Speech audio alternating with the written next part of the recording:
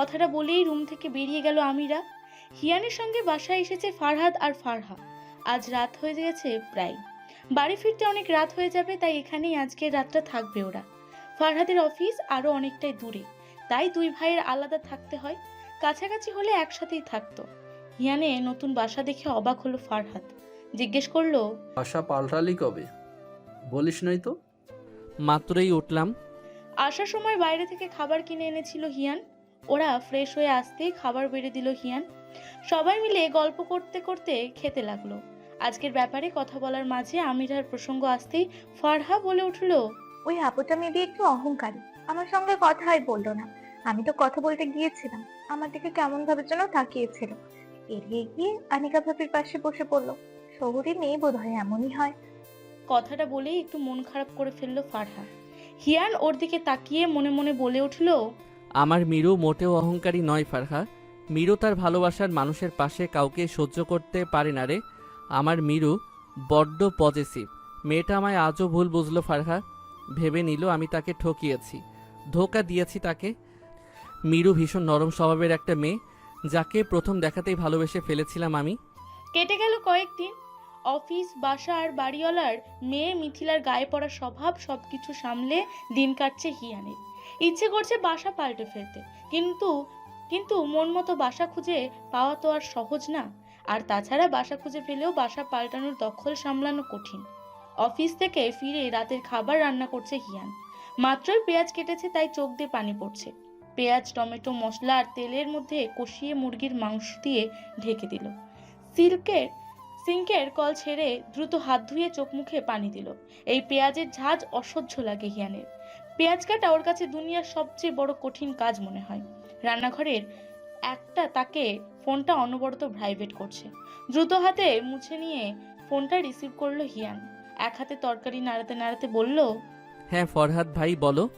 ফোনের ওপাশ থেকে ফারহাদের রাগী কণ্ঠ শোনা গেল, বাড়ি আসবি কবে? পরশু আমার হলুদ, আর তুই এখনো ওই বাসায় পড়ে আছিস? শাশুড়ি আজকে বাড়িতে আসছে। আরিফার নাম শুনে বিরক্ত হলো হিয়ান। বিরক্তির স্বরেই বলল, আমি কালকে আসব। কিন্তু ওই আরিফা চলে এসেছে। ওই মেয়ে আসছে কেন ভাই? আমাকে দেখলেই নাটক শুরু করার জন্য? আসার পর থেকেই তো আমারে বলতেছে হিয়ান ভাইকে কল দাও, সবাই মিলে একসাথে মজা করবে। তুই দিন এত বোরিং হচ্ছিস কেমন রে ভাই? শরীর ভালো নেই, তাছাড়া। হিয়ানের কথা কেড়ে নিয়েই ফারহাদ বলল, মন ভালো নাই? কোনো মেয়ের থেকে ছেঁকা টেকা খাচ্ছিস নাকি তুই? হিয়ান এক হাতে তরকারিতে খানিকটা পানি দিতে দিতে বলল।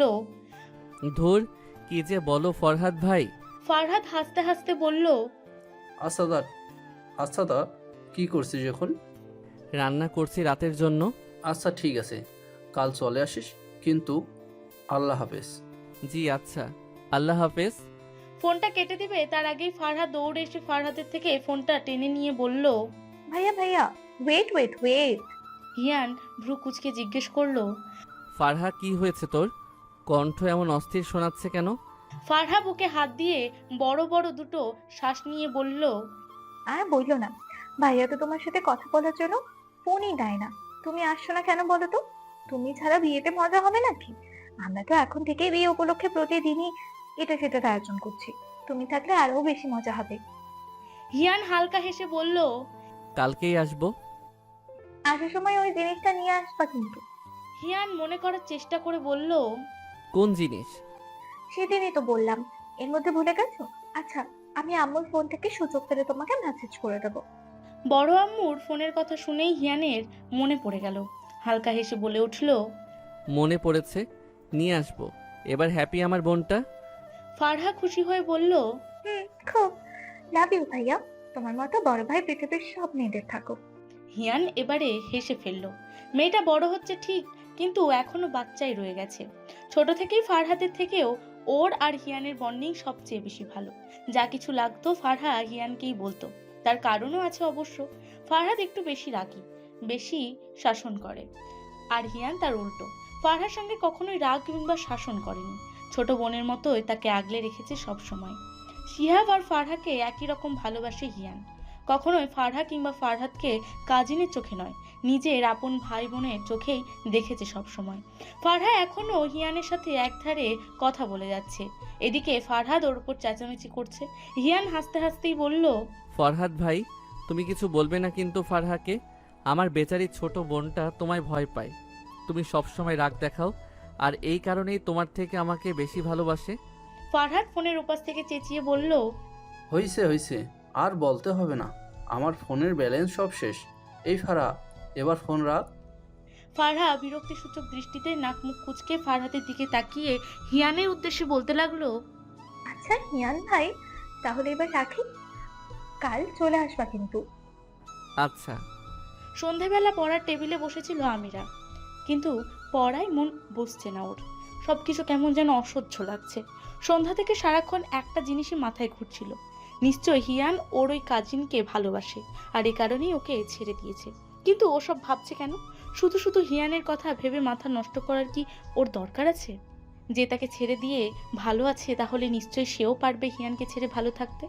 এসব ভাবতে ভাবতে পড়ার টেবিলের বই বন্ধ করে গিয়ে ডাইনিংয়ে বসলো। আনিসুর রহমান টেবিলের ওপর প্রান্তে বসে আছে। রুবিনা বেগম ভাত বাড়ছেন। আমিরাকে খাবার টেবিলে এসে বসতে দেখে রুবিনা বেগম বলে উঠলেন, বাবা, চাঁদ কোন দিক দিয়ে উঠেছে আজকে? যে মেয়েকে হাজারবার বলেও খাবার টেবিলে আনা যায় না, সে আজকে নিজেই এসেছে। আমিরা মুখ গোমড়া করে বলল, খাবার না খেলেও তোমাদের সমস্যা, খাবার খেতে আসলেও তোমাদের সমস্যা, তাহলে আমি কি করতে পারি আম্মু? রুবিনা বেগম আমিরার পেটে ভাত দিতে দিতে বললেন, কিছুই করতে হবে না, আমি খুশি হয়েছি আজকে। প্রতিদিন এমন নিয়ম করে নিজ দায়িত্বে খাবার টেবিলে থাকলে সব সময় খুশি থাকবো। আনিসুর রহমান খেতে খেতে আমিরার উদ্দেশ্যে বলে উঠলেন, তোমার প্রিন্সিপাল আমার কাছে নালিশ করেছে বেশ কিছুদিন যাবতই নাকি তুমি কলেজে যাচ্ছ না। এমন করলে কি তুমি ডক্টর হতে পারবে? পড়াশোনায় এত অমনোযোগী হলে তোমার স্বপ্ন এ জন্মে পূরণ হবে না। মন মানসিকতা ঠিক না থাকায় আমিরা কলেজ মিস গেছে এতদিন, তাই আমতা আমতা করে নিচু স্বরে বলল। আব্বু, আমিরাকে পুরো কথা বলতে না দিয়ে আনিসুর রহমান বলে উঠলেন, আমি তোমার প্রিন্সিপালকে বলেছি তুমি খুব বেশি অসুস্থ ছিলে। তাছাড়া আমি আনিকার বিয়ে উপলক্ষে আরও কয়েকদিনের ছুটি বাড়িয়ে নিয়েছি। যাই হোক, নিজের পড়াশোনায় মনোযোগী হতে হবে তোমাকে। আনিকার বিয়ের পর শুধুমাত্র নিজের ক্যারিয়ারে ফোকাস করবে তুমি, অন্য কোনো দিকে নয়। আমি চাই না তোমার স্বপ্ন পূরণের পথে কেউ বাধা হয়ে আসুক।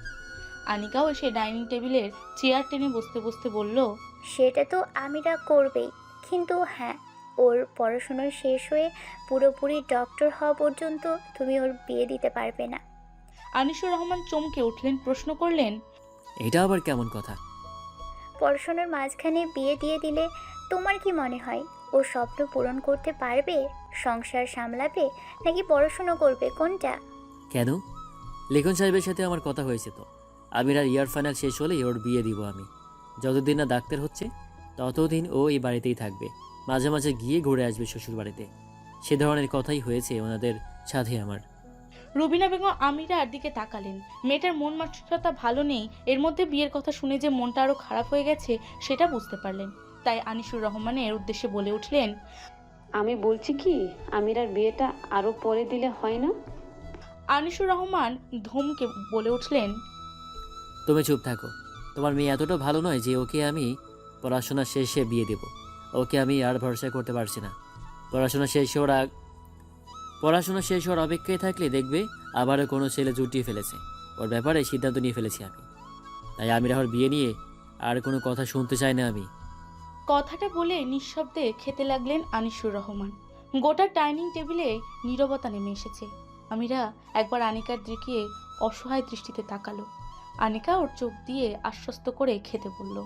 নভেম্বরের সকালটা বোধহয় গ্রামে এক অদ্ভুত রকমের সুন্দর হয়। মিষ্টি নরম রোদ আর পাখিদের কলকলাতে মুখরিত হয়ে ওঠে চারপাশ। ভোরের দিকে তো কুয়াশা পড়ে ভীষণ, ঠান্ডাও বেশ। সোয়েটার কিংবা চাদর ছাড়া বের হওয়াটাও তখন অসম্ভব। আজ সকাল সকাল ঘুম থেকে উঠে নাস্তা সেরে হাঁটতে বেরোলো আরিফা। ফারহার কাছে একে শুনেছে হিয়ান আজকে আসবে, তাই ওদের বাড়ির সামনের রাস্তায় দাঁড়িয়ে হিয়ানের জন্য অপেক্ষা করতে লাগলো। প্রায় 1 ঘন্টা হাঁটাহাঁটির পর যখন বিরক্ত হয়ে মুখ গোমড়া করে দাঁড়িয়ে রইল, ঠিক তখনই ফারহা ওকে দেখে ডেকে উঠল। আরিফা আপু, তুমি এই সময় নাস্তা কি করছো? ফারহার কণ্ঠ শুনে ওর বাড়ির দিকে তাকালো আরিফা। ফারহা ওদের বাড়ির বারান্দায় দাঁড়িয়ে দাঁত ব্রাশ করছে। আরিফা দাঁত দেখিয়ে হেসে বলল, এই তো মর্নিং ওয়াক করছিলাম। ফারহা চোখ ছোট ছোট করে তাকালো, মুখ ভর্তি ফেনা নিয়ে অস্পষ্ট স্বরে বলে উঠল, বেলা 10:30টায় তুমি মর্নিং ওয়াক করছো? কেন 10:30 বাজলে মর্নিং ওয়াক করা যায় না বুঝি? তুমিও তো এত বেলা করে দাঁত ব্রাশ করছো। আরিফার খোঁচাটা স্পষ্ট বুঝতে পারলো ফারহা, তবে সেসব পাত্তা না দিয়েই বলল, আমি তো এখন ঘুম থেকে উঠেছি, সেই জন্য এখন ব্রাশ করছি, কিন্তু তুমি। ফারহার কথা সম্পূর্ণ করতে না দিয়ে আরিফা বলল, আমিও এখনই উঠছি, এজন্যই এখন হাঁটছি। কথাটা বলতে বলতেই বারবার সামনের রাস্তার দিকে উকিঝুঁকি মারতে লাগলো। আরিফার ব্যাপারটা ফারহা ঠিক ধরতে পারলো। খানিকটা বিরক্তি স্বরে বলল, আরিফা আপু, তুমি যার অপেক্ষায় দাঁড়িয়ে আছো, সে যদি তোমাকে এভাবে রাস্তায় দাঁড়িয়ে থাকতে দেখে তাহলে আবার ফিরে যাবে শহরে, তাই ঘরে চলে আসো। কেন হিয়ান ভাই আমাকে দেখে আবার ফিরে যাবে কেন? ফরদ ভাইয়ের এখন বিয়ে, তাই হিয়ান ভাই তো বাড়িতে আসবেই। আমার উপরে নজর রাখতে হবে না তোমাকে। তুমি বরং গিয়ে ব্রাশটা শেষ করে ফ্রেশ হয়ে নাও। ফারহা বিরক্তি হয়ে টুথপেস্টের ফেনাগুলো বারান্দা দিয়েই বাইরে ফেললো। তারপর আরিফার দিকে তাকিয়ে ভেঙচি কেটে চলে গেল রুমের ভেতর। অফিস শেষে লাঞ্চ ব্রেকে বেরিয়েছিল রাফিদ। অফিসের কাছাকাছি একটা রেস্টুরেন্টে এসে খেতে বসেছে। রাফিদ খাবার অর্ডার করে ওয়েট করতে লাগলো। কিছুক্ষণ মাঝে আনিসুর রহমানও এলেন এখানে। আনিসুর রহমানকে খেয়াল করতেই রাফিদ এগিয়ে গিয়ে বলল, আসসালামু আলাইকুম আঙ্কেল। আনিসুর রহমান রাফিদের কণ্ঠস্বর শুনে ফিরে তাকালেন, হাসি মুখে বলে উঠলেন, আরে রাফিদ, কেমন আছো তুমি? এই তো আলহামদুলিল্লাহ ভালো আছি আঙ্কেল, আপনি কেমন আছেন? আলহামদুলিল্লাহ। তোমার বাবার কি খবর? বাবা ভালো আছে আঙ্কেল, আসুন আজ একসাথে খাওয়া দাওয়া করি আমরা। আনিসুর রহমান রাফিদের কাঁধে হাত রেখে বললেন, জি অবশ্যই, চলো। আনিসুর রহমানের সাথে রাফিদের পরিচয় অনেক আগেই। একসময় পাশাপাশি বাসায় ভাড়া থাকতো ওরা। পরবর্তীতে আনিসুর রহমান নিজেই বাড়ি কিনে নেন শহরে। রাফিদ ওর বাবাকে নিয়ে একটা ফ্ল্যাটে ভাড়া থাকে। রাফিদের মা মারা গেছে কিছু বছর আগে, তো সেই সূত্রে রাফিদের সঙ্গে আনিসুর রহমানের পরিচয়। ওরা দুজনে টুকটাক কথা বলে খেতে লাগলো। খাওয়া শেষে বিলটা অবশ্য আনিসুর রহমানই দিয়েছেন। যদিও রাফিদ নিষেধ করেছিল, কিন্তু আনিসুর রহমান শোনেননি, নিজেই বিল দিয়ে এসেছেন। রাফিদ আর ওর বাবাকে আনিকার বিয়ের দাওয়াত দিয়েছেন। পুরোটা সময় আনিসুর রহমানকে বেশ পর্যবেক্ষণ করছে রাফিদ। টুকটাক পরিবারের কথা জিজ্ঞাসা করছে, তবে আমিরা কিংবা ওর বিয়ের ব্যাপারে তেমন কিছু বলেনি আনিসুর রহমান। তবে আনিসুর রহমান যে হিয়ান আর আমিরা সম্পর্কের মাঝে কোনো একটা শর্ত জুড়ে দিয়েছেন, সেটা ভালোই বুঝতে পারছে রাফিদ। আর সেই কারণে হিয়ান আমিরাকে ছেড়ে দিতে বাধ্য হয়েছে। দ্বীপ্রহর পেরিয়েছে অনেক আগে। শীতের সূর্য পশ্চিম দিগন্তে ঢলে পড়েছে। বাড়িতে এসে বাইক থামালো হিয়ান। হাফ টাইম অফিস করে তবেই রওনা দিয়েছিল হিয়ান। 3 দিনের ছুটি নিয়েছে অফিস থেকে। বাইকের আওয়াজ শুনে আরিফা ছুটে এলো বাইরে। হিয়ান এখনো বাইক থেকে নামেনি। তার আগে আরিফা নিজের অভিযোগ আর প্রশ্নের ডালি খুলে বসলো হিয়ানের সামনে। মুখ গোমরা করে বলতে লাগলো, হিয়ান ভাই, সেদিন আমাদের বাড়িতে আসলে না কেন? আমি নিচে নামার আগেই চলে গেলে। আজকে সকাল থেকে তোমার জন্য কতক্ষণ অপেক্ষা করছি জানো? এত দেরি হলো কেন তোমার? হিয়ান বিরক্ত হয়ে বাইক থেকে নেমে কাঁধের ব্যাগটা নিয়ে বাড়িতে চলে গেল। দ্রুত পায়ে হেঁটে নিজের রুমে গিয়ে ধরাম করে দরজা বন্ধ করে দিল। ব্যাগটা বিছানার উপর ছুঁড়ে ফেলে বলল, ফোঁস করে একটা শ্বাস ফেলে বলল, বিরক্তিকর। সন্ধ্যার দিকে রুম থেকে বের হলো হিয়ান। এর আগে অবশ্য সায়দা খাতুন একবার এসে ওর সঙ্গে কথা বলে গেছেন। হাফিজ সাহেব আর হামিদ সাহেব বিয়ের আয়োজন নিয়ে ব্যস্ত, তাই ওনাদের দুজনকে এই কদিন বাড়িতে পাওয়া যায় না বললেই চলে। তাছাড়া ফারহাদের বিয়ে উপলক্ষে হাফিজ সাহেব বেশিরভাগ সময় ওই বাড়িতেই ভাইয়ের সঙ্গে বিভিন্ন বিষয়ে আলোচনায় ব্যস্ত থাকে। ওনাদের 2 ভাইয়ের বাড়িতেই আত্মীয়স্বজন আসতে শুরু করেছে। বিশেষ করে ফারহাদদের বাড়িতে আত্মীয়স্বজনে গিজগিজ করছে একেবারে। তবে ওই বাড়িতে একবার যেতে হবে হিয়ানের। সন্ধ্যায় মায়ের হাতে 1 কাপ চা খেয়ে দ্রুত চলে গেল রুমে। ব্যাগ থেকে ফারহার জন্য নিয়ে আসা জিনিসের প্যাকেটটা বের করে উকি দিল ড্রয়িং রুমে। এদিকটায় কাউকে না দেখে স্বস্তির নিঃশ্বাস ছাড়লো হিয়ান। রুমের দরজা আটকে বেরিয়ে গেল বাড়ি থেকে। নিজের বাড়ি থেকে এভাবে লুকিয়ে বেরোতে বিরক্ত লাগছে হিয়ানের। বিশেষ করে ওই আরিফা মেয়েটার উপর বড্ড বেশি বিরক্ত হিয়ান। এখন যদি হিয়ানকে একবার ওই বাড়িতে যেতে দেখে, তাহলে ওর পিছু পিছু বেহায়ের মতো ছুটে যাবে আর সারাক্ষণ গানের কাছে হিয়ান ভাই করে ঘ্যান ঘ্যান করবে। ফারহাদের বাড়ি ভর্তি মেহমান। এদের বাচ্চারা দৌড়াদৌড়ি করছে, তাই গেট খোলা। হিয়ান সোজা ফারহাদের বাড়িতে গিয়ে ফারহার রুমে নক করলো। ফারহা দরজার কাছে এসে বিরক্তিতে স্বরে জিজ্ঞাসা করলো, আই কে রে? আবার আমাকে ডাকতে এসেছে? এবার প্রয়োজন ছাড়া কেউ ডাকতে আসলে তার খবর। আছে। ফারহার কণ্ঠ শুনে বোঝা যাচ্ছে ও রেগে বোম হয়ে আছে। হিয়ান খানিকটা জোরে বলে উঠল। আমি হিয়ানের কণ্ঠ শুনে খুশিতে দরজা খুলে দিল ফারহা। একটানে হিয়ানকে রুমের মধ্যে নিয়ে এসে ঠাস করে দরজা বন্ধ করে দিল। হিয়ান ভ্রুকুচকে জিজ্ঞেস করলো, ব্যাপার কি? এভাবে দরজা বন্ধ করলি কেন? মেহমানদের বাচ্চাগুলো এখনই আমার রুমে ঢুকে পড়বে। এরা একটাবার রুমে ঢুকলে আমার পুরো রুম লন্ডভন্ড করে দেবে, তো কিছুতেই এদের ঢুকতে দেওয়া যাবে না। ফারহার কথা শুনে হিয়ান হেসে ফেলল।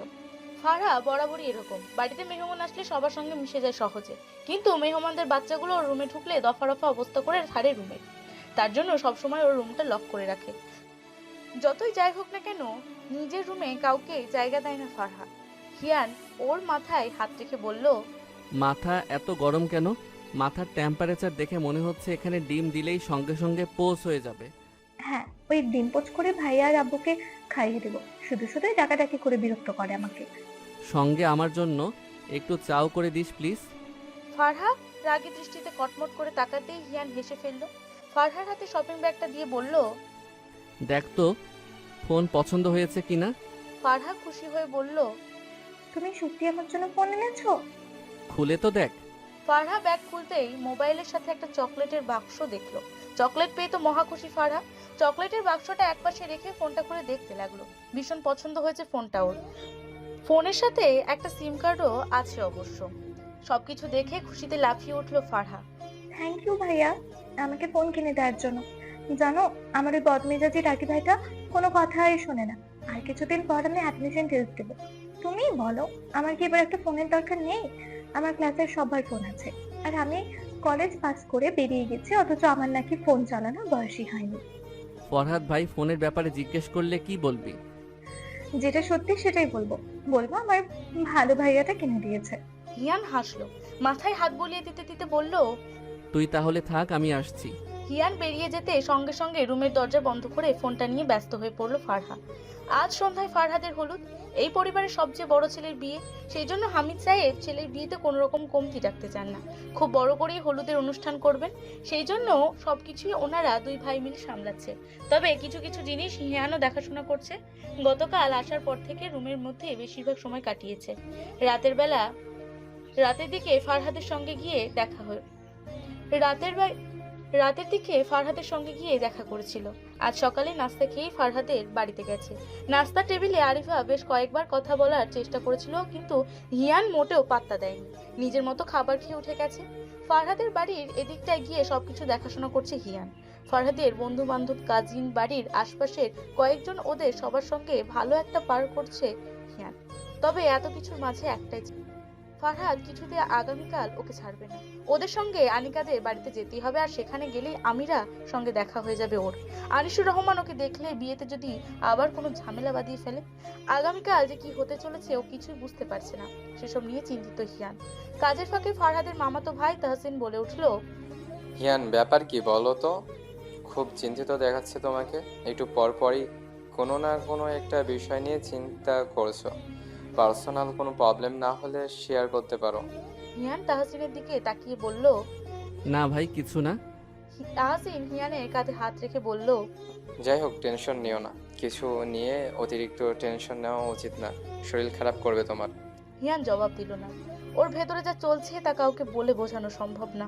শুধু একটাই প্রার্থনা, কালকের দিনটা ভালোই ভালোই কাটলেই হয়। আনিসুর রহমান যাতে কোনো ধরনের ঝামেলা না করে। আসরের আজান শেষ। আনিকা হলুদের টুকটাক আয়োজন করা হচ্ছে বাসায়। ছোট করে ব্যবস্থা করা হয়েছে। খুব কাছের আত্মীয় স্বজন এবং আনিকার ফ্রেন্ডরা আসবে। আনিকার ইচ্ছেতেই ছোট করে করা হচ্ছে। মানুষের দখল এইসব সহ্য হয় না আনিকার কয়েকজন ফ্রেন্ড এসে পড়েছে দুপুরের আগেই। ওরাই রুমের মধ্যে আনিকাকে সাজাচ্ছে। কাঁচা হলুদ রঙের কাপড়, কাঁচা ফুলের গহনা আর হালকা কিছু মেকআপে তৈরি আনিকা। রুমের মধ্যে আনিকার বান্ধবীরা ওর সঙ্গে আড্ডা দিচ্ছে আর হাসি ঠাট্টা করছে। দুজন ছবি তোলা নিয়েও ব্যস্ত রয়েছে। আনিকার বান্ধবীরা ওর ছবি তুলে দিয়ে একটা কাপড় নিয়ে এসে আমিরার সামনে এগিয়ে গিয়ে বলল, কি রে আমিরা, তুই সাজবি না? তোর বড় বোনের হলুদ আজ, আর তুই এভাবে বিছানার এক কোণে বসে আছিস যে, এটা পরে নে। আমিরা ফোন রেখে খানিকটা তাচ্ছিল্যের স্বরে বলে, বড় বোনের হলুদ? এভাবে বলছিস কেন? আপু কাল চলে যাবে এটা ভাবতেই তো কষ্ট লাগছে। এখানে সাজগোজ করে হাসি ঠাট্টা করার মতো মুডে আমি নেই। আমিরার কথা শুনে আনিকা এগিয়ে এসে বলল, এতটা মন খারাপ? আমি কি একেবারেই চলে যাব? কয়েকদিন পরেই তো চলে আসবো আবার শহরে, প্রতিদিনই দেখা হবে। আমিরা মুখ ফিরিয়ে অন্যদিকে ঘুরে বসে। আনিকা একটু কাছাকাছি গিয়ে কানের কাছে ফিসফিস করে বলল, মন খারাপ করিস না আমিরা, কাল তো রিয়ান আসবে এখানে, আমার বিয়ের জন্য তো ওকেও দেখতে পারবি তুই। আমিরা রাগী দৃষ্টিতে তাকাতেই আনিকা বলে উঠল, যত রাগ দেখাস, আমি কিন্তু জানি তুই হিয়ানকে ভালোবাসিস এখনো। আমিরা তেতে উঠল, চাপা স্বরে চেঁচালো, মোটেও না। ওইরকম একটা ছেলেকে কিছুতেই আমি ভালোবাসি না, কোনোদিনও না।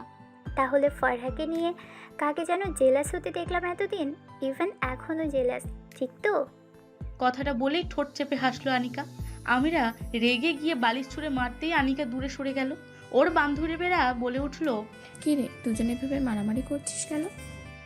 এর মধ্যেই আনিকার বেস্ট ফ্রেন্ড তানিশা এগিয়ে এসে বলল, আমিরাহ, উঠ না ছোট বোন আমার, শাড়ি নাই পরিস, একটা জামা পরে পরিপাটি হয়ে তো আয়। আমিরা তানিশার দিকে এক পলক তাকিয়ে বিছানা থেকে নেমে কভার থেকে ওর জন্য কিনে আনা জামাটা নিয়ে ওয়াশরুমে চলে গেল। ফারহাদের বাড়িতে সন্ধ্যা হতেই হলুদের অনুষ্ঠান শুরু। ওদের বাড়ির ছাদে অনুষ্ঠানের আয়োজন করা হয়েছে। মেয়েরা সবাই ম্যাচিং করে শাড়ি পরছে। আরিফা ফারহার কান ঝালাপালা করে ওদের সঙ্গে ম্যাচিং করে শাড়ি, জুয়েলারি সবকিছু কিনে নিয়ে এসেছে। ফারহা তো তৈরি হওয়ার পর থেকেই মহা খুশি। ফোনটা নিয়ে নিজের রুমে কিছুক্ষণ সেলফি তুলে দরজা আটকে তালা মেরে তবেই ছাদে গেছে ও। এই নিয়ে অবশ্য মায়ের কাছে বকুনিও খেতে হয়েছে তাকে। এদিকে সব ছেলেরা ম্যাচিং করে এক কালারের পাঞ্জাবি পরলেও হিয়ান পরেনি। আসলে হিয়ানের ওদের সবার থেকে ম্যাচিং করে শপিং করা হয়নি। সেদিন বিয়ের শপিং করতে এসে ফারহাদ বারবার বলেছিল, কিন্তু তাতে লাভ হয়নি। তাই ফারহাদও আর জোর করেনি। হিয়ান সবসময় সবার থেকে একটু ডিফারেন্ট থাকতে পছন্দ করে।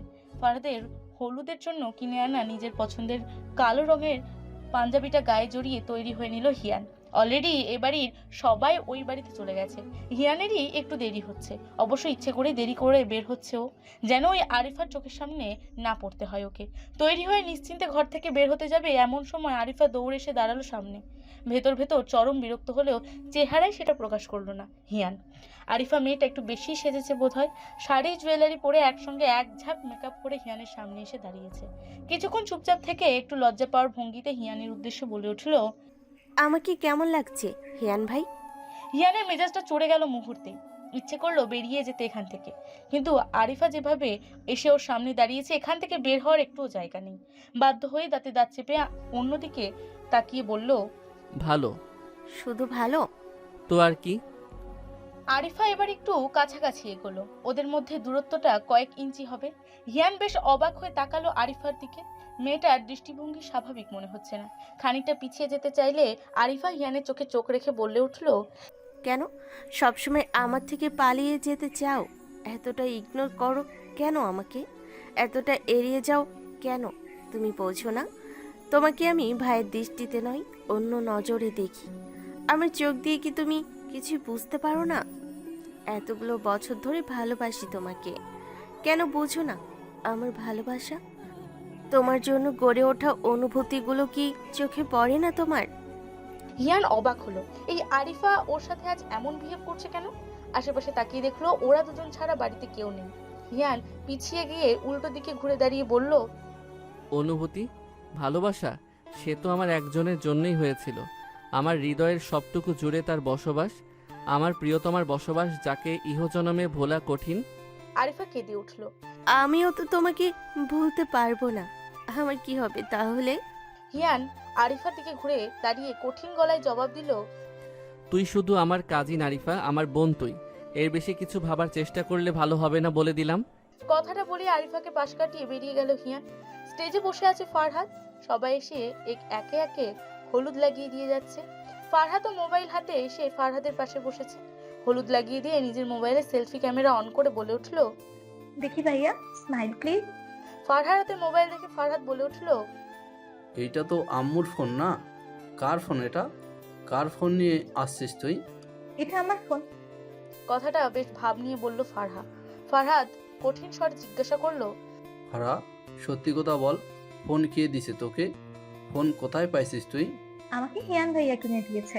ফারহাদ অবাক স্বরে বলে উঠল, কি হিয়ান কিনে দিছে? হিয়ান ভাইয়া তোমার মতো নাকি? ভাইয়া অনেক ভালো, তোমার মতো এত রকচটা বদমেজাজি না। এখন দেখি তো ভালোভাবে তাকাও ক্যামেরার দিকে। তোমার সাথে একটা সেলফিও তুলি, তোমার সঙ্গে একটা সেলফি তো তুলবই আজ, হলুদের স্মৃতি রাখতে হবে না? আশেপাশে অনেক লোকজন থেকে ফারহাদ আর বেশি কিছু বলল না, মুখভঙ্গি স্বাভাবিক করে তাকালো ক্যামেরার দিকে। কয়েকটা সেলফি তুলে ফারহা নেমে গেল স্টেজ থেকে। হলুদ দেওয়া চলছে এখনো। হিয়ান ফারহাদের কাজিনদের সাথে বসে আড্ডা দিচ্ছে, সাথে ফারহাও আছে অবশ্য। এইদিকে কিছু বাচ্চারা গানের তালে তালে নাচানাচি করছে। ফারহাদের এই জমজমাট হলুদ সন্ধ্যায় আরিফার মন ভালো নেই। হিয়ানের থেকে খানিকটা দূরে দাঁড়িয়ে আছে। ফারহা এসে বলার পরেও যায়নি হলুদ লাগাতে। শেষে সায়দা খাতুনের জোড়াজড়িতে গিয়ে হলুদ লাগায়। তারপরে এসে আবারও একা একাই দাঁড়িয়ে আছে, দৃষ্টি নিবদ্ধ হিয়ানের দিকে। কি সুন্দর লাগছে আজকে ছেলেটাকে, ফর্সা গায়ে কালো পাঞ্জাবিটা যেন ফুটে উঠেছে। হিয়ানের দিকে নজর সরছেই না আরিফার। ব্যাপারটা খেয়াল করতে ফারহা এগিয়ে এলো, ওর পাশাপাশি দাঁড়িয়ে বলতে লাগলো, আরিফা আপু, আমার ভাইয়াটাকে এভাবে দেখো না, নজর লেগে যাবে। আরিফা হিয়ানের দিকে তাকিয়ে জবাব দিল, 1000 বার দেখবো ওকে, তাতে তোমার কি? ভাইয়ার আচরণেও বোঝো না, ভাইয়া যে তোমাকে পছন্দ করে না, তারপরও কেন? ফারহাকে থামিয়ে দিয়ে মনের মধ্যে এক প্রকার জেদ পুষে নিয়ে আরিফা বলতে লাগলো, বলেই হবে নাকি? হিয়ান ভাই আমাকে পছন্দ করুক আর নাই করুক, আমি তো ওকে বিয়ে করবই। তোমার ভবিষ্যৎ ভাবি আমিই হব, কথাটা মিলিয়ে নিও। কথাগুলো বলেই চলে গেল আরিফা। ওদের দুজনের একসঙ্গে কথা বলার ব্যাপারটা হিয়ানও খেয়াল করলো। আরিফা চলে যেতেই ওর দিকে তাকিয়ে ভেঙচি কেটে চলে এলো ফারহা। হিয়ান জিজ্ঞেস করলো, কি ব্যাপার, কি বললো তোকে? বললো তোমাকে নাকি বিয়ে করবে, আমার ভবিষ্যৎ ভাবি নাকি হবে। আমি এত করে বললাম ভাইয়া তোমাকে পছন্দ করে না, তারপরও সেই এক কথা। আমার সঙ্গে এমন ভাবে কথা বললো যেন কালকেই তোমার আর আরিফা আপুর বিয়ে। ফারহার কথা বলার স্টাইলে হেসে উঠলো হিয়ান। হাসতে হাসতেই বলল, বলতে দে আরিফাকে, জীবনে কত রকম স্বপ্নই না মানুষ দেখে, আরিফাকেও দেখতে দে। ওদের কথাগুলো শুনে তাহসিন বলে উঠলো, কার কথা বলছো?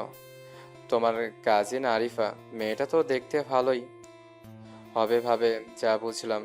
ভালোবাসে তোমাকে, বিয়ে করতেই পারো। হিয়ান খানিকটা বিরক্ত হয়ে বলে উঠলো, তোমার ভালো লাগলে তুমিও ওকে বিয়ে করে নাও তাহসিন ভাই। আমার ওই মেয়েকে দেখলেই রাগ ওঠে, কেমন গায়ে পড়া স্বভাবের। আমি একদমই এ ধরনের মেয়েদের পছন্দ করি না। ফারহাও সঙ্গে তাল মিলিয়ে বলে উঠলো, এটাই ভালো তাহসিন ভাইয়া, তুমি এই আরিফা আপুকে বিয়ে করে ফেলো, তাহলে আমার ভাইয়াটা একটু স্বস্তিতে থাকতে পারবে। ভাইয়ার দিকে তাকিয়ে দেখো, বেচারাকে কি পরিমাণ বিরক্ত করছে এই দুদিনে। একে বিয়ে করলে পাগল হয়ে যাবে আমার এই কিউট ভাইয়াটা। তখন কে আমাকে বড় ভাইয়ের মতো আগলে রাখবে, আমাকে চকলেট দেবে কে? তাহসিন ফারহার মাথায় আলতো চাটি মেরে বলল, বাচ্চা তুই এখনো চকলেট খাস, আর সেই চকলেট সাপ্লাই হিয়ান দেয় তোকে। চকলেট খেয়ে খেয়ে দাঁতে পোকা হলে তোর কপালে বর জুটবে না, সারা জীবন একাই কাটাতে হবে। ফারহা রাগী দৃষ্টিতে কটমট করে তাকালো তাহসিনের দিকে। এরা কাজিনরা একে অপরের সাথে এমন কোনো ইস্যু পেলেই হল, একে অপরের পিছু লাগতে ছাড়ে না। আনিকাদের বাসায় হলুদের অনুষ্ঠান অনেক আগেই শেষ হয়ে গেছে। যেহেতু বেশি মানুষ আসেনি, তাই বেশি একটা সময় নেওয়া হয়নি হলুদ দিতে। রাত 9:30টার মধ্যে খাওয়া দাওয়া শেষ করে রুমে গেছে আনিকা। ওর সব ফ্রেন্ডরাও চলে গেছে খাওয়া দাওয়ার পর, তাই ওর মেকআপ তোলা আর পরনের কাঁচা ফুলের গহনাগুলো খুলতে সাহায্য করছে আমিরা। সব খোলা হয়ে গেলে আনিকা একটা 3 পিস নিয়ে ওয়াশরুমে চলে যায়। খানিক বাদে ফ্রেশ হয়ে রুমে আসতেই দেখে গোটা ঘর অন্ধকারে ডুবে আছে। রুমে এসে শাড়িটা চেয়ারে রেখে বিছানার দিকে এগোলো আনিকা। কম্বল গায়ে জড়িয়ে শুয়ে আছে আমিরা। তবে আমিরা যে এখনো ঘুমোয়নি সেটা বেশ ভালোই বুঝতে পেরেছে আনিকা। আমিরার পাশে বালিশ ঠিক করে শুয়ে কম্বল টেনে বলে ওঠে, কালকেও কি এভাবে মন খারাপ করে পড়ে থাকবি? আমি তো ভেবেই নিয়েছি তোকে সঙ্গে করে নিয়ে যাব কালকে। আমিরা চমকে উঠে পাশ ফিরে বলল, কি বললি তুই? যাব না আমি ওই বাড়িতে, ওই ছেলের মুখও দেখতে চাই না আমি। কিন্তু তুই কি না আমাকে ওই বাড়িতে নিয়ে যেতে চাইছিস? তো কাল কি করবি? কালকে তো হিয়ান এখানে আসবেই। কালকে আমার বিয়ের সময়ও রুমের মধ্যে দরজা আটকে এভাবে শুয়ে থাকবি? দরকার পড়লে থাকবো। আমার বিয়ের সময়ও পাশে থাকবি না? হিয়ানের উপরে অকারণে রাগ করিস না। ওই বাড়িতে গেলে আমি ওর থেকে আসল সত্যিটা জানবো। যদি কোনো সমস্যা থেকে থাকে তাহলে সেটা সলভ করার চেষ্টা করব। তোকে এভাবে দেখতে ভালো লাগছে না আমার, আর সেই জন্যই চাইছি কালকে তোকে নিয়েই ওই বাড়ি যেতে। তুই চাইলে তো হবে না আপু, আব্বু আমাকে দিবে না, আর আমিও যেতে চাই না।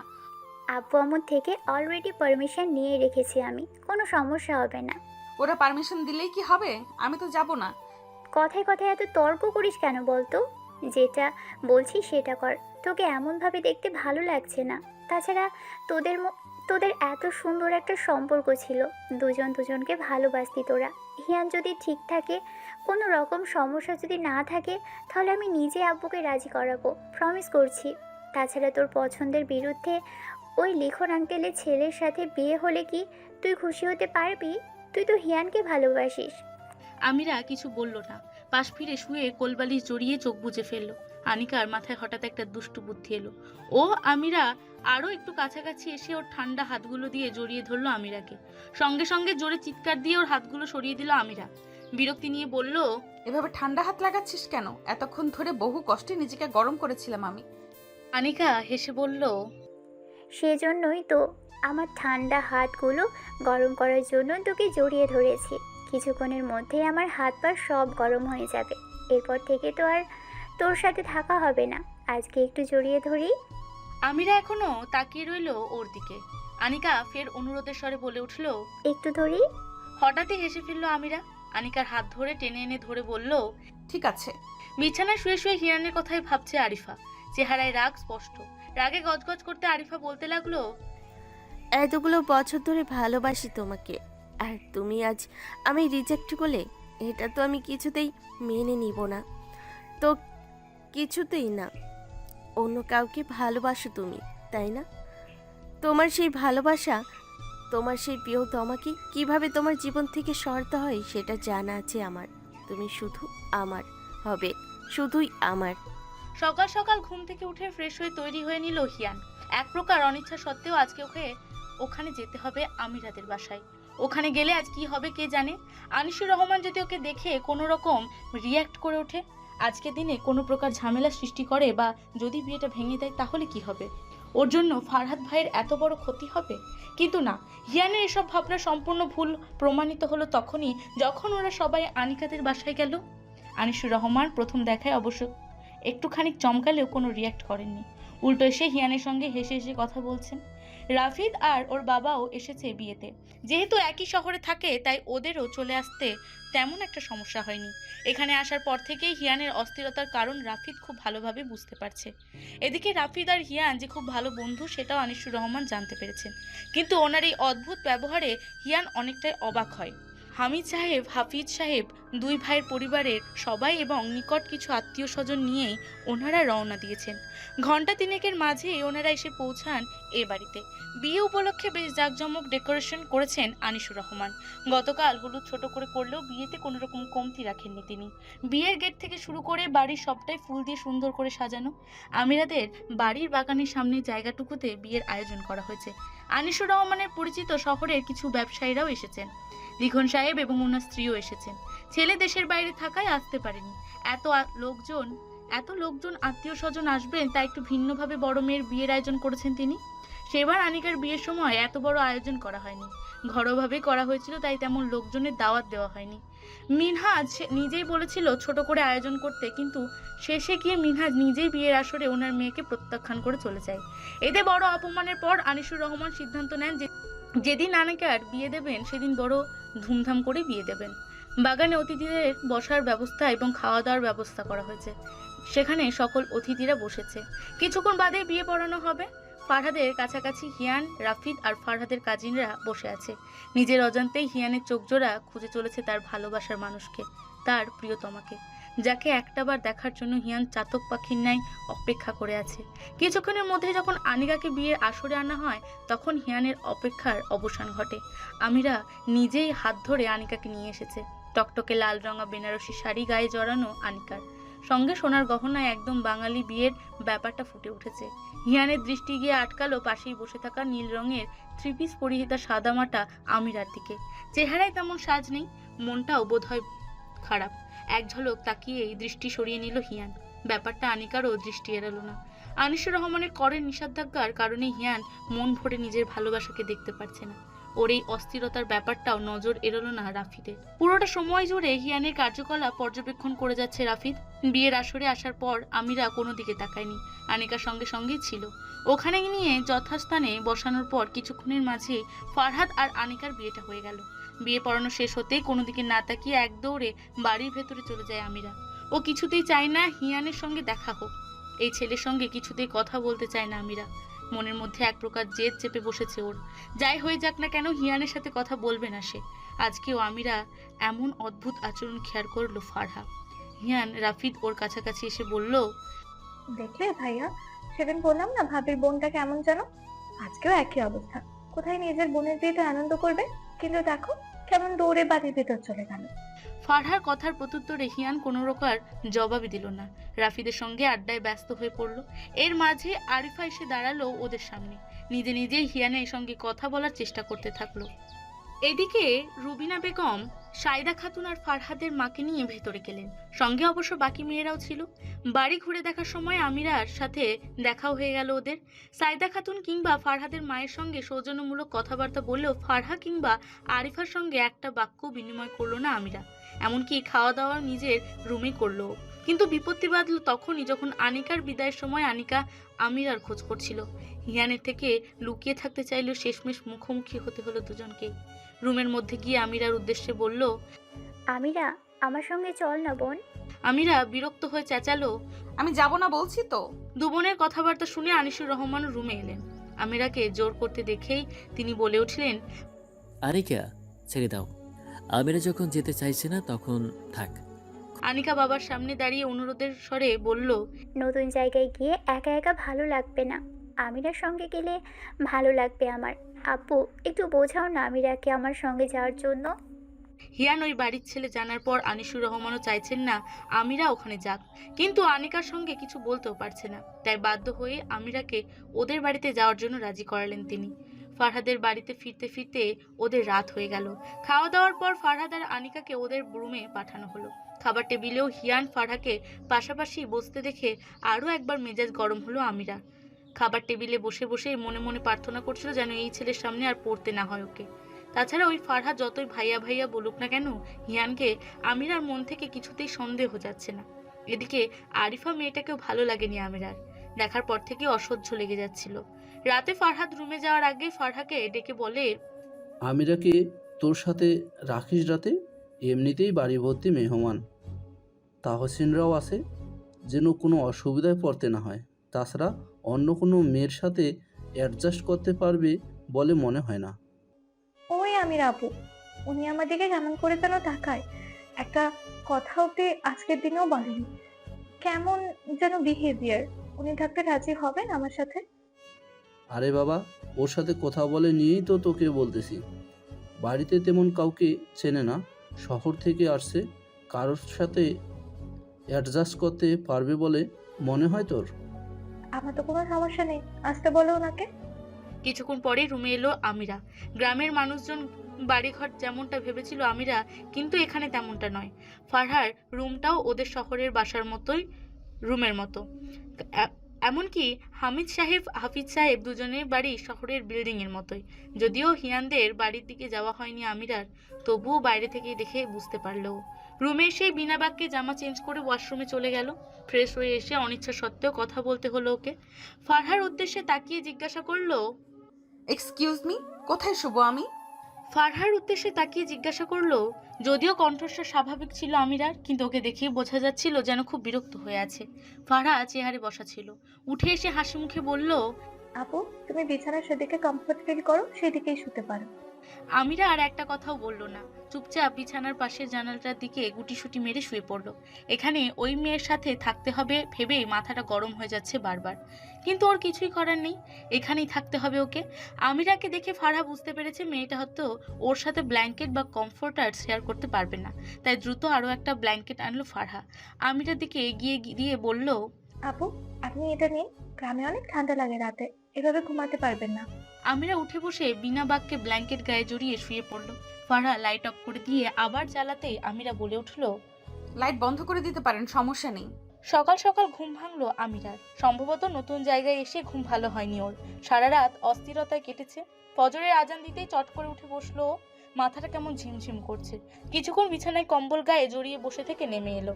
রুমের বাইরে বেরোবে কিনা ভাবতে ভাবতে সারা ঘর জুড়ে পায়চারি করতে লাগলো। রুমের লাইট জ্বালানোর ফলে লাইটের আলো চোখে পড়তেই ফারহার ঘুমও ভেঙে গেল। উঠে বসে বলতে লাগলো, আপু, আপনার কিছু প্রয়োজন আমাকে বলতে পারেন। আমিরা হাঁটতে হাঁটতে বলে উঠল, আমার ঘুম হয়নি ভালো করে, ভালো লাগছে না কিছু। বাইরে বেরোবেন? ভালো লাগবে আপনার। বাড়িতে কেউ উঠেছে ঘুম থেকে? হ্যাঁ, আম্মু আব্বু তো উঠে গেছে নিশ্চয়ই। আমরা বেরোলে কেউ কিছু বলবে না। আমি একটু ফ্রেশ হয়ে আসি, তারপর বেরোবো। ফারহাদ চট করে নেমে দাঁড়ালো বিছানা থেকে। ওয়াশরুমে গিয়ে কিছুক্ষণ বাদে ফ্রেশ হয়ে বেরিয়ে মাথায় ওড়না দিয়ে ঘোমটা দিল, গায়ে শাল জড়িয়ে বলে উঠল, আপু আসেন আমার সাথে। রুম থেকে বেরোতেই আমিরা বলে উঠল, কোথায় যাবেন এখন? ফারহা এগিয়ে এসে মেন গেট খুলে বলল, আপু শুনেছি আপনি ডাক্তারি পড়াশোনা করেন, আমার থেকে বয়সে বড় হবেন, তাই আমাকে তুমি করেই বলতে পারেন। আমিরা প্রত্যুত্তরে কিছুই বলল না। ফারহা ওদের বাড়ি থেকে এগিয়ে পুকুর পাড়ের দিকটা এলো। গুটি গুটি পায়ে আশপাশ দেখতে দেখতে আমিরাও এলো। ভীষণ কুয়াশায় দিকটায়। হঠাৎই ওর দৃষ্টি চলে গেল হিয়ানের বাড়ির দিকে। সঙ্গে সঙ্গে ভীষণ পরিমাণ অবাক হলো। হিয়ান নামাজ পড়েই মসজিদ থেকে বাড়ির দিকে ফিরছিল। বাড়িতে ঢোকার পথেই পুকুর পাড়ের দৃষ্টি যেতেই চোখাচোখি হলো দুজনে। দূরত্ব অনেকখানি থাকলেও কয়েক সেকেন্ডের জন্য দুজনেরই চোখ আটকে গেল। এই ভোরে আমিরা এখানে কি করছে ভেবে পাশে তাকাতে হিয়ানের দৃষ্টি গেল পুকুর পাড়ে দাঁড়িয়ে ফোন হাতে ছবি তুলতে থাকা ফারহার দিকে। মেয়েটা একদম পুকুরের সাইডে দাঁড়িয়ে আছে, পা ফসকে গেলেই পানিতে পড়ে যাবে। তাই বাধ্য হয়ে খানিকটা জোরে ডেকে উঠল হিয়ান, ফারহা আরো পিছিয়ে আয়, পুকুরে পড়ে যাবি তো। আচমকা হিয়ানের গলার স্বর শুনে আটকে উঠল ফারহা। আর একটু হলেই ফারহার হাত ফসকে ওর মোবাইলটা পড়ে যেত। বুকে হাত দিয়ে পেছন ফিরে হিয়ানকে দেখে বলল, ভাইয়া তুমি এই সকালে ভয় পাইয়ে দিতে তো আমার। হিয়ান বলে উঠল, এই কথাটা তো আমি তোকে বলবো, তুই এখানে কি করছিস? আমি তো আমিরা আপুকে নিয়ে হাঁটতে এসেছি, ওনার ভালো লাগছিল না, ওনাকে নিয়ে পুরো গ্রাম ঘুরে দেখবো। হিয়ান প্রত্যুত্তরে কিছু না বলে বাড়িতে ঢুকে যাওয়ার উদ্যত হতে ফারহা জোরে চেঁচিয়ে ডাকলো, হিয়ান ভাইয়া কই যাও তুমি, দাঁড়াও। হিয়ান বাড়িতে ঢুকতে যেও পেছন ফিরেই জবাব দিল, বাড়ি যাচ্ছি, দেখতেই পাচ্ছিস তুই। ফারহা আমিরাকে বলল, আমার সাথে চলো। আমিরা অনিচ্ছা সত্ত্বেও ফারহার পিছু পিছু এগোলো। ফারহা এক দৌড়ে এসে হিয়ানের হাত ধরে বলে উঠল, বাড়িতে পরেও যেতে পারবা, এখন আমাদের সাথে চলো। আমিরা এতক্ষণ ওদের কথোপকথনে এমনিতেই বিরক্ত লাগছিল, এখন আবার ফারহা হিয়ানের হাত ধরায় মেজাজটা খারাপ হয়ে গেল। সঙ্গে সঙ্গে হিয়ানের প্রতি ঘৃণাটাও বেড়ে গেল। হিয়ান আমিরার দিকে তাকাতেই বুঝতে পারলো সবটা। ফোঁস করে একটা দীর্ঘশ্বাস বেরিয়ে এলো বোধহয় ভেতর থেকে। ফারহার থেকে হাত ছাড়িয়ে নিয়ে বলল, কি হয়েছে ফারহা, আমাকে টানছিস কেন তোদের মাঝে? খেজুরের রস খাবার জন্য, আমাদের নিয়ে চলো প্লিজ। আমিরা আর সহ্য করতে পারলো না, বাধ্য হয়েই বলে উঠল, তোমরাই যাও ফারহা, তোমাদের মাঝে গিয়ে আমি কি করব? তোমরা দুজনেই ঘুরে এসো। কোথাও কারো মাঝে কাবাবের হাড্ডি হওয়ার ইচ্ছে নেই আমার। শেষ কথাটা হিয়ানের দিকে চরম ঘৃণা ভরা দৃষ্টিতে তাকিয়ে পড়ল। আর এক মুহূর্ত এখানে না দাঁড়িয়ে ফারহাদের বাড়ির দিকেই রওনা হলো। ফারহা আর হিয়ান একে অপরের দিকে তাকালো। ফারহা তো অবাকের চরম পর্যায়ে চলে গেল। সঙ্গে সঙ্গেই দৌড়ে গিয়ে আমিরার পথ আটকে দাঁড়িয়ে বলল, আপু আপনি ভুল বুঝছেন, আমরা ভাই বোন, একে অপরকে ভাই বোনের দৃষ্টিতেই দেখি। আমি তো হিয়ান ভাইয়াকে নিজের বড় ভাইয়ের মতো ভালোবাসি, ভাইয়াও বোনের দৃষ্টিতেই দেখে আমাকে। আমিরার ফারহার কথা বিশ্বাস হলো না, বলল, অপরিচিত একজন মেয়ের সাথে মিথ্যে বলছো। বুঝতে পেরেছি আমি, কারণ আমি গিয়ে তোমাদের বাড়িতে জানিয়ে দিতে পারি, তাই তো? কাজিনরা একে অপরকে ভালোবাসলে পরিবারের ভয়ে সবাই এমন মিথ্যা কথাই বলে। কথাগুলো খানিকটা জোরেই বলছিল আমিরা। হিয়ানের কানে কথাগুলো পৌঁছাতেই হিয়ানের মাথা গরম হয়ে গেল। ফারহাকে নিয়ে ওর সাথে সব ভুল বোঝাবুঝি এবার অসহ্য লাগছে হিয়ানের। এগিয়ে এসে বলে উঠল, এক্সকিউজ মি, সত্যিটা না জেনে কাউকে জাজ করা উচিত নয় মিস। ফারহা আমার ছোট বোন, শুধুমাত্র ছোট বোন। শেষ কথাটা আমিরার চোখে চোখ রেখে খানিকটা জোর দিয়ে বলল হিয়ান। এদিকে নামাজ শেষে উঠোনে আসতে সাইদা খাতুন ওদের সবাইকে দেখে বলে উঠলেন, আরে তোরা সবাই এখানে কি করছিস? সাইদা খাতুনকে দেখে ফারহা এগিয়ে এসে বলল, চাচি আমিরা আপুকে নিয়ে হাঁটতে বের হয়েছিলাম, ওনার ভালো লাগছিল না, হিয়ান ভাইয়াকে বলো না আমাদের নিয়ে যেতে, খেজুরের রস খাবো আমরা। সাইদা খাতুন এগিয়ে এসে বললেন, হিয়ান ওদের নিয়ে যা, রুমে গিয়ে তো দরজা আটকে ঘুমিয়েই থাকবি, ওদের ঘুরিয়ে নিয়ে আয়, আমি আরিফাকেও ডেকে দিচ্ছি। আরিফার কথা শুনে ফারহা বলে উঠল, চাচি কি দরকার আরিফা আপুর আরামের ঘুম ভাঙানো, আরিফা আপু ঘুমাচ্ছে ঘুমাক না, আমরা যাই। সাইদা খাতুন ফারহার কথায় কিছু বললেন না, আমিরার দিকে তাকিয়ে বলে উঠলেন, কি যেন নাম তোমার, ভুলে গেছি আমি। আচ্ছা যাই হোক, ওদের সাথে ঘুরে এসো, ভালো লাগবে তোমার। আর হ্যাঁ, ফেরার পর সকালের নাস্তা আমাদের বাড়িতে করবি, ঠিক আছে? এই ফারহা, তোরা কিন্তু ঘুরে এখানেই আসবি, একটু পরে পিঠা বানাবো, খেয়ে যাবে কিন্তু। শেষ কথাগুলো ফারহার উদ্দেশ্যেই বলে তিনি ঘরে ঢুকে গেলেন। হিয়ান বাধ্য হয়েই বলল, 2 মিনিট ওয়েট কর, এক্ষুনি আসছি। হিয়ান ঘরে গিয়ে ওয়ালেট নিয়ে নিল। আমিরা শুধু শুধু ওকে ভুল বুঝছে। ওকে নিজের করে পাক আর নাই পাক, অন্তত ওকে ঘিরে মনে যে সংশয় ছিল সেটা তো ক্লিয়ার করে দিয়েছে। হিয়ান বেরোতেই ওরা রওনা দিল। গ্রামের মেঠোপথ পাড়ি দিয়ে এপাশ ওপাশ দেখতে দেখতে এগোলো। ঘোরাঘুরি শেষে খেজুরের রস খেয়ে ঘন্টা 2 বাদে বাড়ি ফিরল ওরা। পুরোটা রাস্তা সবাই চুপচাপ ছিল। ফারহা তো ছবি তুলতে ব্যস্ত ছিল, তবে আমিরার ভালো লাগেনি কিছু। হিয়ান ছিল বলে ওর সময়টা একটুও ভালো কাটেনি। বাড়ি ফিরেই দেখলো হিয়ানদের উঠোনে মাদুর পেতে পিঠা এনে সাজাচ্ছেন সায়দা খাতুন। ফারহা তো জুতো খুলে সবার আগে গিয়ে বসে পড়লো। আমিরা বসলো ফারহার পাশে। হিয়ান চলে গেল বাড়ির ভেতরে। হঠাৎই আরিফা বেরিয়ে এলো। ফারহার দিকে তাকিয়ে বলল, এটা ঠিক করলে না ফারহা, আমাকে না নিয়ে তোমরা ঘুরে এলে। হিয়ান বেবিও নিল না আমায়, সবাই সেলফিশ তোমরা। আরিফার কথা শুনে ফারহা অবাক হয়ে বলল, কি বললে? হিয়ান বেবি? ভাইয়া জানে নাকি এখনই ডেকে বলবো? আরিফা আমিরার সামনে ভাব নিয়ে বলল, কি যে বলো ফারহা, আমি হিয়ানের গার্লফ্রেন্ড। আর হিয়ান জানবে না? পৃথিবীর সবচেয়ে সুন্দর হ্যান্ডসাম ছেলেটা আমার বয়ফ্রেন্ড, এটা ভাবলেই তো। হিয়ান বাড়ির ভেতরে গেলেও সামনের দিকেই ছিল। আরিফার কথা কানে আসতে দরজার সামনে এসে উচ্চস্বরে ধমকে উঠল, জাস্ট শাট আপ আরিফা, কী সব উল্টাপাল্টা বলছিস তুই? আমি তোকে ভালোবাসি, আমি তোর বয়ফ্রেন্ড। এসব উল্টাপাল্টা কথা আরেকবার মুখে আনলে তোর কি হাল করব ভাবতেও পারবি না তুই। আমি আমার জীবনে একজনকেই ভালোবেসেছি আর তাকেই ভালোবাসি। শেষ কথাটুকু সম্পূর্ণ আমিরার দিকে তাকিয়েই বলল হিয়ান। ওর চিৎকারে ভেতর থেকে হাফিজ সাহেব, সায়দা খাতুন দুজনেই বেরিয়ে এলেন। কি হয়েছে হিয়ান, এত রেগে আছিস কেন? মায়ের কথায় হিয়ান বলে উঠল, তোমারই ভাতিজি আমার সম্পর্কে সবার কাছে যা নয় তাই বলে যাচ্ছে।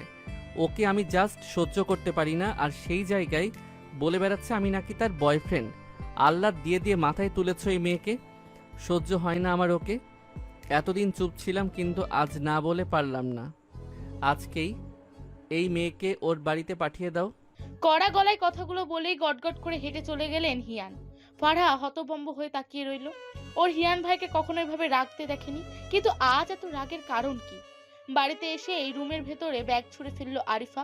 রাগে ফুঁসছেও। হিয়ান সবার সামনে ওকে এত বড় অপমান করলো, বিশেষ করে ওই বাইরের একটা মেয়ের সামনে ওকে বাড়ি থেকে বের করে দিল। এত বড় সাহস হিয়ানের!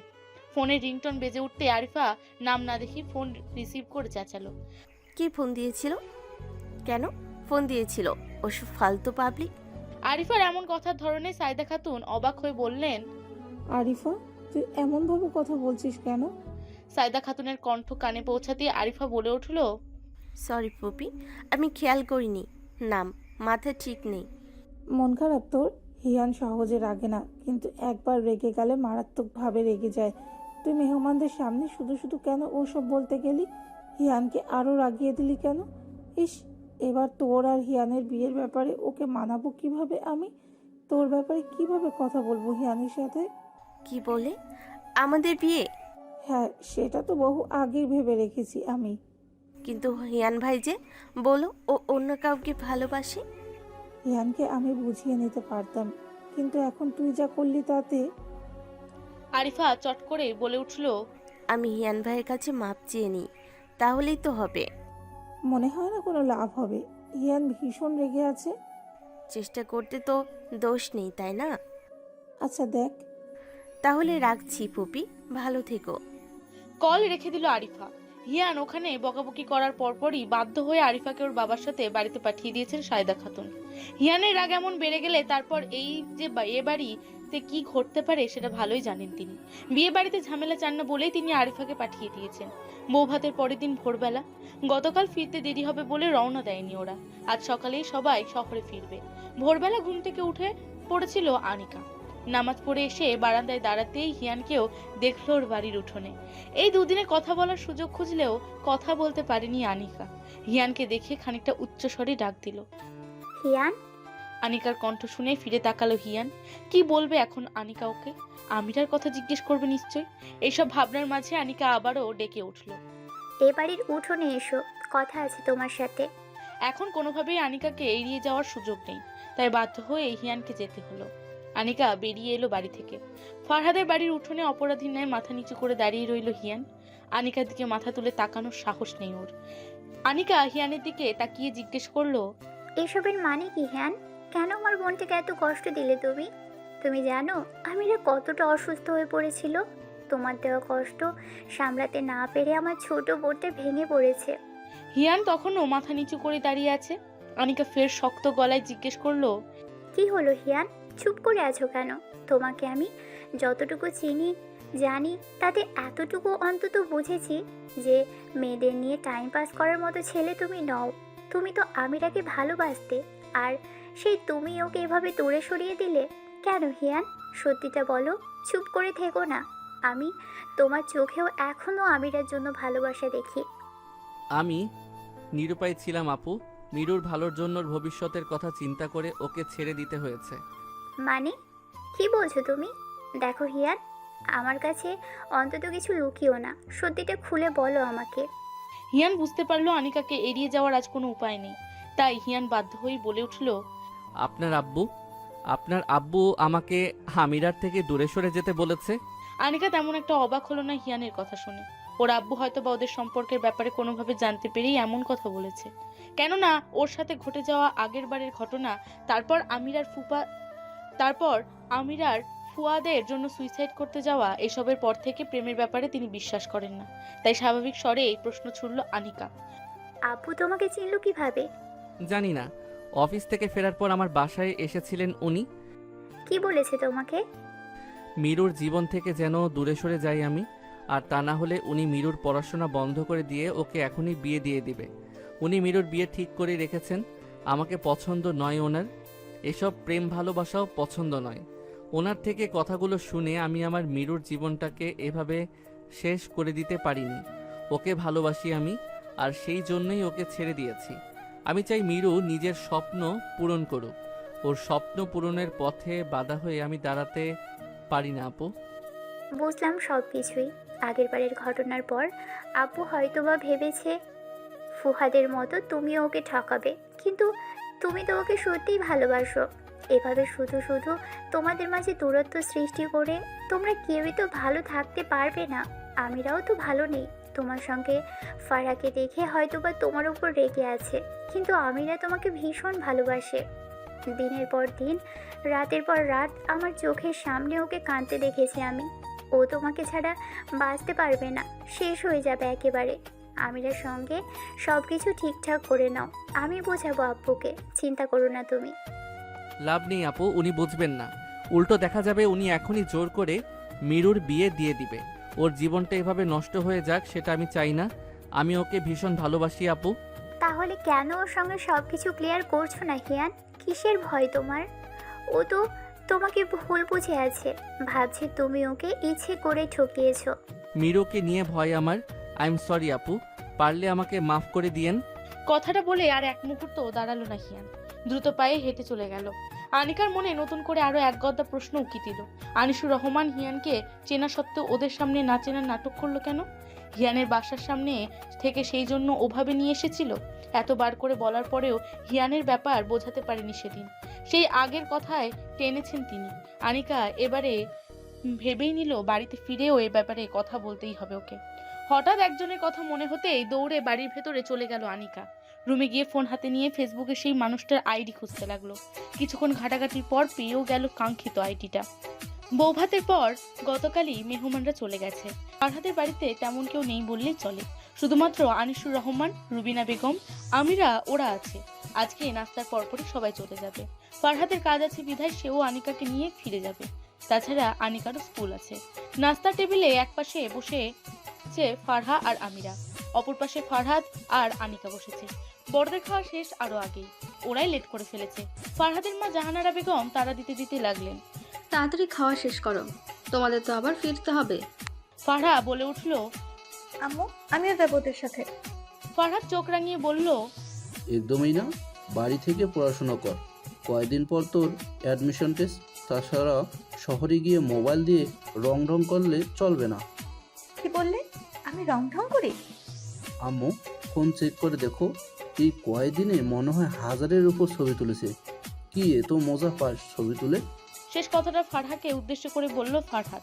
ফারহা বলে উঠল, এই জন্যই বলি আমার হিয়ান ভাইয়াই ভালো, আমাকে তোমার মতো এত কিছু জিজ্ঞেস করে না। হ্যাঁ, মাথায় তুলে নাচ হিয়ানকে। ভার্সিটিতে যদি চান্স পেয়েছিস তাহলে তোদের 2 ভাই বোনের মাথায় ফাটাবো আমি। ফারহা আর তর্কে জড়ানো না, গাল দুটো ফুলিয়ে খাওয়ায় মনোযোগ দিল।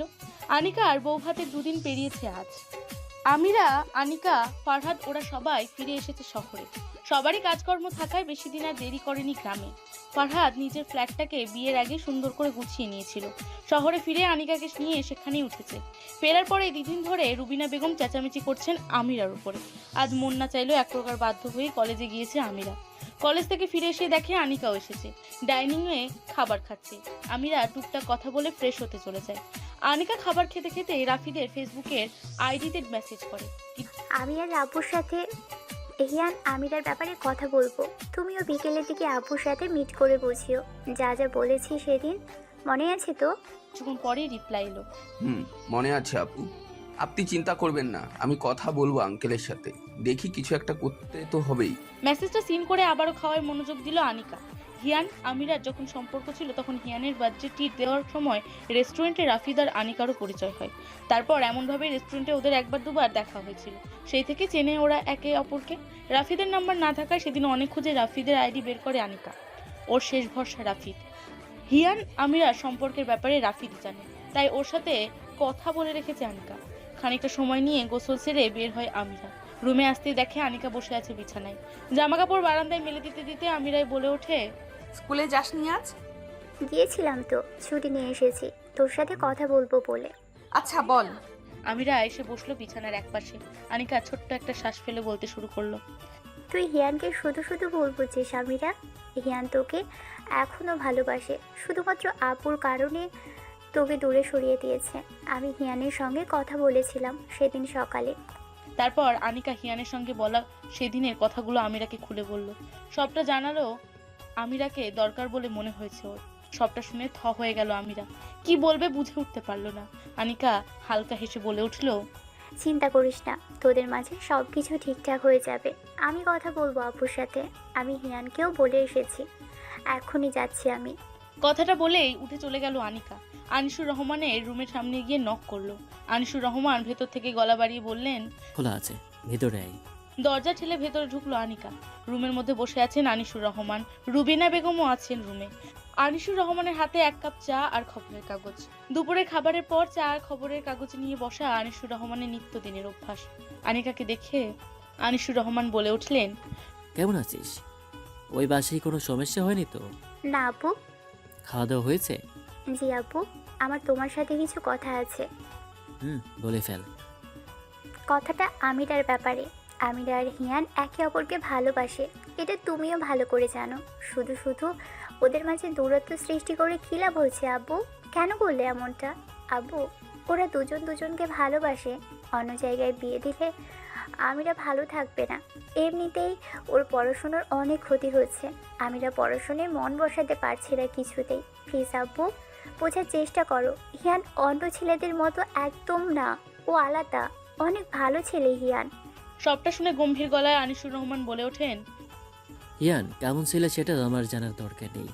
আমি লিখন সাহেবকে কথা দিয়ে রাখছি, ওখানেই আমিরাহর বিয়ে হবে। আব্বু, এমনটা করলে আমিরার জীবনটা শেষ হয়ে যাবে। অন্য জায়গায় বিয়ে দেওয়ার পর যদি আমিরা আবারও সুইসাইড করে, তখন নিজের মেয়েকে কোথায় পাবে তুমি? বাবা হয়ে এমনটা করতে পারছো কিভাবে? নিজের মেয়ের আনন্দ খুশি তুমি বুঝতে পারছো না আব্বু। প্রত্যেকটা বাবাই তার মেয়ের আনন্দটাই খোঁজে প্রথমে। আগে যা হয়েছে সেসব ভুলে যাও আব্বু। সম্ভব না। হিয়ান তো ভালো ছেলে, তাহলে সমস্যাটা কোথায় আব্বু? আর তাছাড়া ওই লিখন আঙ্কেলের ছেলে যদি আমিরাকে পছন্দ না করে, যদি বাবার কথা রাখতে বিয়ে করে, তাহলে তো আমিরার জীবনটা একেবারেই শেষ। তুমি বাবা হয়ে এমনটা আমিরার সাথে করতে পারো না আব্বু। নিজের মেয়ের জীবনটা এভাবে শেষ করে দিও না। আনিসুর রহমান নিজেকে আর আটকাতে পারলেন না। অবশেষে এত বছর ধরে চেপে রাখা কথাটা রাগের মাথায় মুখ ফসকেই বেরিয়ে এলো। আমার মেয়ে নয় আমিরা, মেয়ে নয় ও আমার। ঠিক দরজার পাশ থেকে কথাটা কানে পৌঁছাতে দুপা পিছিয়ে গেল আমিরা। ঠিক শুনলো তো ওটা? ও রুবিনা বেগম রুমের একপাশে মাথা নিচু করে দাঁড়িয়ে আছেন। আনিকা অবাকের চরম পর্যায়ে চলে গেল, মুখ দিয়ে কোনো কথাই বেরোলো না। কয়েক সেকেন্ড এভাবেই গড়ালো, চোখের কোণে পানি চলে এলো ওর। ছলছল দৃষ্টিতে বাবার দিকে তাকিয়ে জিজ্ঞেস করলো,